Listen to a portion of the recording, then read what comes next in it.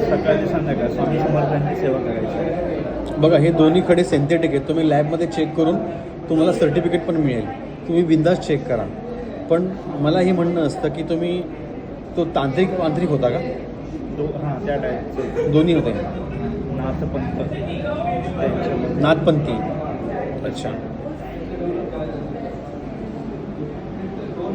नाथपंथातला असलं तर मग ही व्यक्ती असं करू शकते. त्याला असं म्हणजे समोरच्याला अहो, सुद्धा दुखवायला पण तुम्ही ऑपरेशन करायचं असेल तर डॉक्टरकडेच जाता ना.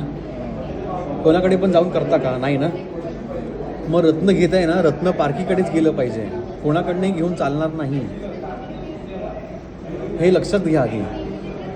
डेंटिस्टकडे जाता, दात काहीतरी प्रॉब्लेम असेल तर हे स्पेशलिस्टकडेच जाऊन घ्यावं लागतं. कोणाकडे घेऊन चालत नाही. ॲस्ट्रोलॉजी झाला म्हणजे काय, तो त्यातला रत्नशास्त्राचा काय अभ्यासक झाला असं होत नाही. त्याकडे डिग्री पण पाहिजे ना त्याची. अभ्यास केल्याचं हे पाहिजे. आणि मेन म्हणजे तो मनाने प्रामाणिक पाहिजे त्याच्या कामामध्ये. फ्रॉड असेल तर मग कसं चालेल?